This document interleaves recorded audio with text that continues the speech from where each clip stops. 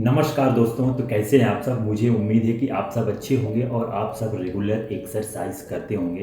तो आज मैं आपके साथ एक ही बहुत ही ज़्यादा इम्पोर्टेंट और बहुत ही ज़्यादा महत्वपूर्ण स्टोरी आपके साथ शेयर करने वाला हूँ।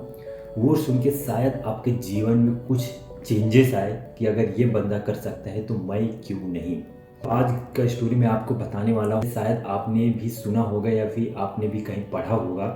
जो भी एसीआई पेशेंट हैं वो अगर सर्च किए होंगे, अगर उनके बुक पढ़े होंगे तो शायद उनको पता है कि द मिरेकल मैन कौन है। तो मैं उनका स्टोरी आपके साथ शेयर करने वाला हूँ कि उनका लाइफ कैसा था, उनका एक्सीडेंट कैसा हुआ, उन्होंने रिकवरी कैसे किया। तो वो सब मैं आपके साथ शेयर करूँगा।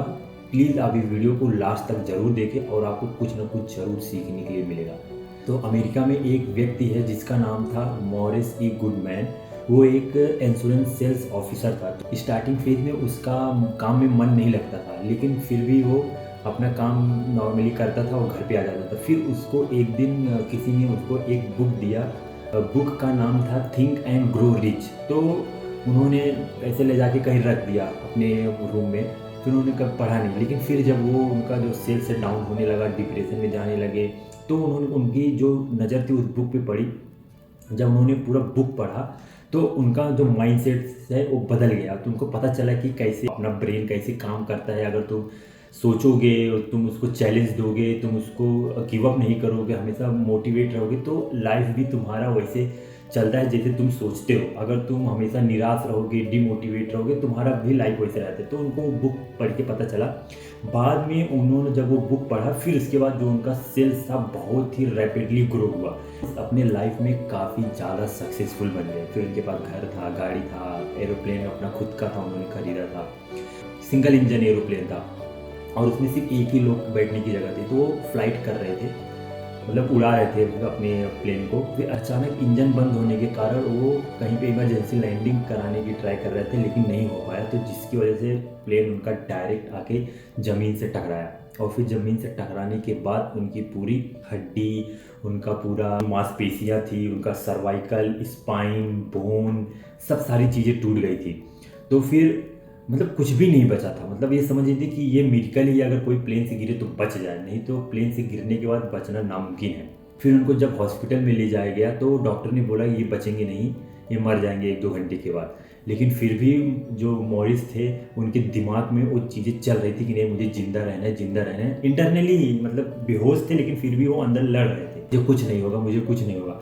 फिर उसके बाद हॉस्पिटल में गए थे तो उन्होंने ऑपरेशन करने से मना कर दिया। बोला कि मैं तो ऑपरेशन नहीं कर पाऊँगा क्योंकि ये एकदम क्रिटिकल कंडीशन है, ये बचेंगे भी नहीं, तो ऑपरेशन करके कुछ फ़ायदा नहीं है। तो फिर वहाँ से 40 माइल्स दूर एक बड़ा हॉस्पिटल था, फिर वहाँ पे ले जाया गया। तो वहाँ पे डॉक्टर ने भी जब देखा तो उन्होंने बोला कि ये सर्वाइव नहीं कर पाएंगे। अगर चांस 1 भी % चांस है इनका सर्वाइव करने का, तो सिर्फ और सिर्फ जीवन भर अपनी पलकों से इशारा करेंगे। मतलब कुछ भी हुआ, कुछ भी मांगना हुआ, कुछ भी हाँ या ना करना हुआ, सिर्फ अपने पलकों से इशारा करेंगे। बाकी इनके पूरा नेक के नीचे, गर्दन के नीचे पूरा पैरालाइज रहेगा। तो उन्होंने ऑपरेशन चालू किया और फिर 9 घंटे ऑपरेशन चला। तो उनका हर एक बॉडी पार्ट सिला गया। कहीं हाथ फ्रैक्चर है, ये रिस्ट फ्रैक्चर है, सर्वाइकल पे उनका पूरा टूट गया था, रीढ़ का हड्डी वो पूरा आता, कहीं पेट पे, मतलब पूरा शरीर उनका सिल दिया गया जहाँ जहाँ पे उनका चोटें। इसके बाद डॉक्टर ने बोला कि मैं तो अपना काम कर दिया हूँ, लेकिन ये सर्वाइव नहीं कर पाएंगे, ये ज़्यादा से ज़्यादा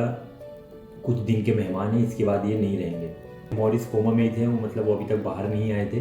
फिर उसके बाद क्या हुआ कि जब उनको एक 2 हफ्ते बाद उनको जब होश आया तो वो सिर्फ अपने पलकों से इशारा कर रहे थे।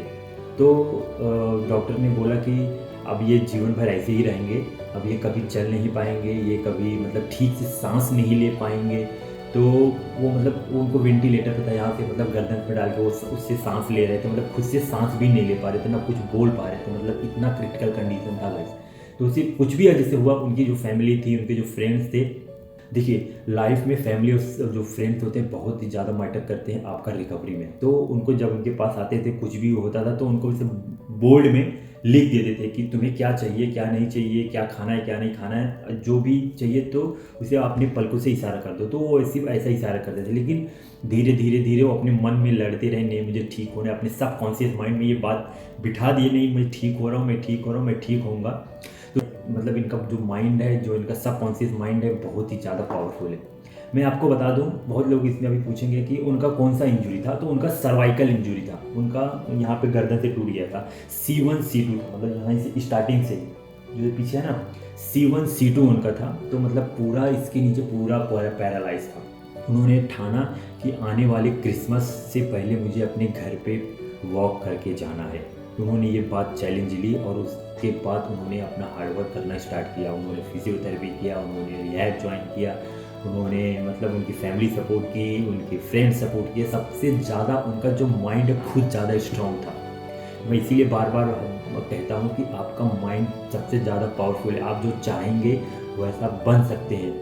जो उन्होंने बुक पढ़ा था थिंक एंड ग्रो रिच, तो उनको ये बात पता थी कि अपना माइंड कैसे काम करता है। तो जब उनका एक्सीडेंट हुआ तो वहाँ पे उनको बहुत ही ज़्यादा बेनिफिट मिला कि मुझे वो बातें सोचनी है कि मैं ठीक हो रहा हूँ, मैं ठीक हो रहा हूँ, मैं ठीक होऊंगा, मुझे कुछ नहीं हुआ है, मैं ठीक हो सकता हूँ। तो उन्होंने अपने ब्रेन को, अपने मतलब बॉडी को एहसास दिलवाया कि नहीं, मुझे कुछ नहीं हुआ है, मैं ठीक होऊंगा, मैं और एक दिन ज़रूर चलूँगा। तो वैसे उनका माइंड वर्क करने लगा। तो फिर धीरे धीरे उनका फिर एक्सरसाइज स्टार्ट हुआ, उनका फिजियोथेरेपी रिहैब सब कुछ स्टार्ट हुआ। फिर धीरे धीरे जाके उनका रिकवरी आना स्टार्ट हुआ। जहाँ तक मैंने वीडियो देखा है और मैंने उनका एक डॉक्यूमेंट्री फिल्म भी बना है उनके ऊपर। अब मैं लिंक डिस्क्रिप्शन में दे दूँगा, आप जाकर वहाँ पे क्लिक करके जो उन्होंने चैलेंज लिया था कि मुझे क्रिसमस से पहले ही अपने घर पे वॉक करके जाना है, तो उन्होंने करके दिखाया और अपने घर पे वॉक करके गए। तो आई होप आपको इस स्टोरी से कुछ ना कुछ ज़रूर सीखने के लिए मिला होगा।